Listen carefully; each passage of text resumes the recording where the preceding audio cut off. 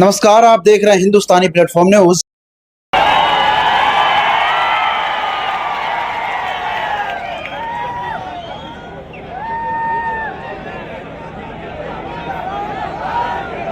रहुआ लोगिन साथे रही कि नहीं रही? रहुआ लोगिन साथे रही? रहुआ लोगिन अगर साथे रही सब ठीक हो जाएगी।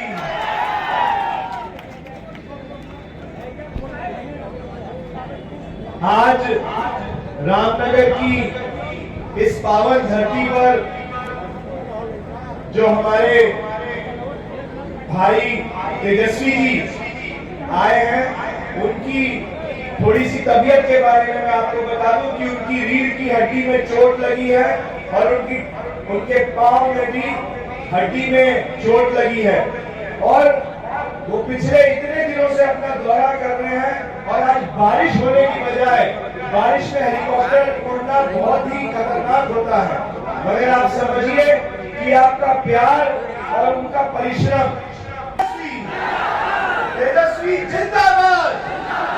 बहुत बहुत धन्यवाद। मैं अपने भैया को धन्यवाद भी कहूंगा कि आज इतनी विपरीत परिस्थिति के बावजूद भी हम सब लोगों को उत्साह और जोश देने आए।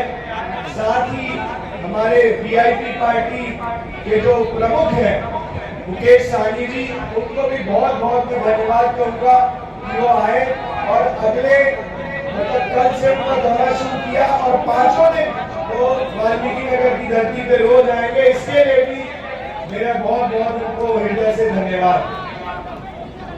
हमारी पार्टी के इस सुसज्जित मंच पर सभा के अध्यक्ष विजय महतो जी, हमारे जिलाध्यक्ष जो थारू समाज से आते हैं, उसके अलावा सभा के संचालक अशोक यादव और खास तौर से कांग्रेस के अभय विक्रम शाह जी, हमारे शेखर गुप्ता जी, राजकुमार गुप्ता जी, हुसैन अंसारी जी, चुन्नू चौबे जी, राजकुमार गुप्ता जी, शेख गुड्डू जी, बुलबुल सिंह जी, धर्मेंद्र यादव जी,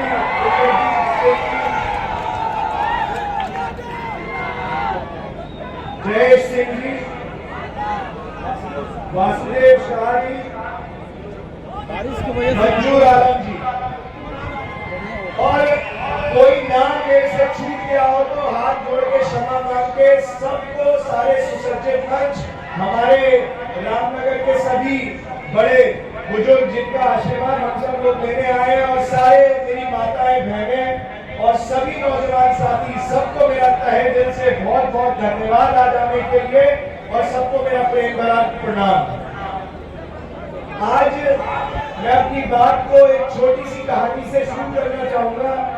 मैं पिछले 1 महीने से क्षेत्र का दौरा कर रहा हूँ और तो लगभग 20 दिन पहले मैं खरवट के क्षेत्र में दौरा कर रहा था, तो वहाँ एक महिलाओं के समूह ने मेरे को एक मंदिर प्रांगण में अपनी समस्याएं सुनने के लिए बुलाया और सब माताओं ने अपनी अपनी बातें रखी, मगर एक हमारी माता ने एक ऐसी बात कही जिसके प्रश्न का जवाब मुझे अभी तक नहीं समझ में आया है।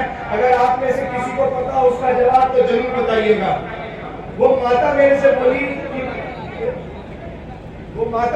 बोली कि हम लोग बेटा आपको मदद करेंगे, हम राजद को महागठबंधन की मदद करेंगे और आशीर्वाद देंगे, मगर एक छोटी सी मेरी समस्या सुनो। मैंने कहा माता जी बताएं। तो उन्होंने कहा कि बेटा मेरी उम्र अब 60 वर्ष है और मेरे जो पतिदेव हैं वो अब इस दुनिया में नहीं रहे हैं।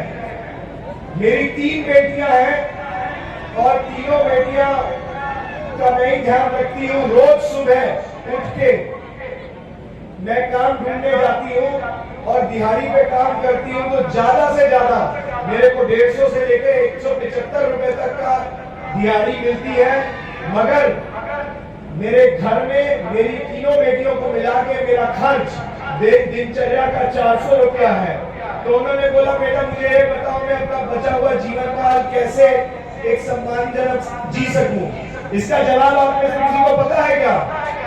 जो माता जी ने पूछा कि मेरी दिहाड़ी 150 से 175, उन्होंने कोई मेरे से कोई मदद नहीं मांगी। वो रोज सुबह उठती है और अपने स्वाभिमान को रखते हुए रोज काम करने जाती है, इस उम्र में भी। और अगर कभी किसी दिन उनकी तबीयत खराब हो जाए तो आप ये बताओ कि अगले 3 दिन बाद तो वो भोजन कैसे करेंगी। तो ये प्रश्न हमारे देश के सारे गरीब, पिछड़े, अति पिछड़े, हमारे समाज में जो भी व्यक्ति किसी भी कारण से जिंदगी की दौड़ में पीछे रह गया है, उस आदमी के सामने ये भयंकर प्रश्न हमेशा रहता है कि अगर आज मेरे को दिहाड़ी या मेरा खर्च नहीं चल रहा है तो मैं आगे कल, परसों या 3 दिन बाद भोजन कैसे करेंगे। वो 2 वक्त का भोजन नहीं मिलता है उनको। ये प्रश्न हमारे पूरे देश के सामने है। और ये प्रश्न हमारे देश की आज जो सरकार की व्यवस्था चल रही है केंद्र में, वो 10 साल से चल रही है और वो भूल चुके हमारे गरीब, पिछड़े, शोषित, अति पिछड़ों को। वो भूल गए हैं कि हम लोगों के लिए, जो लोग समाज में जिनके लिए सरकार बनती है, जिन लोगों को सहारा देने के लिए सरकार बनती है, आज वो उनको भूल के 9-9 हजार करोड़ के एरोप्लेन लेके विदेशों में घूमने जाते हैं।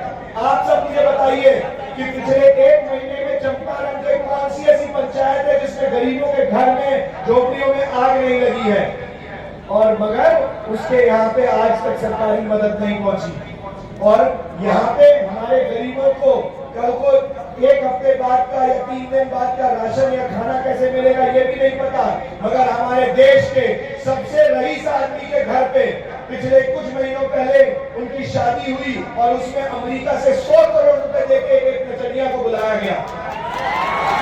मुझे एक बात बताइए कि यही सरकारी व्यवस्था है क्या कि हम लोग अपने, हमारे जो देश के सबसे बड़े अगवा है उनके यहाँ पे उनके मित्रों के घर पे 100-100 करोड़ रुपए देके 20 मिनट के लिए नाचने वाली आती है, मगर हमारे चंपारण के गरीब लोगों की जो झोपड़ियों में आग लग रही है उसके लिए आज तक 12,000 रुपए भी सरकारी जो राशि है या उनके लिए कोई मदद आज तक नहीं पहुंची है।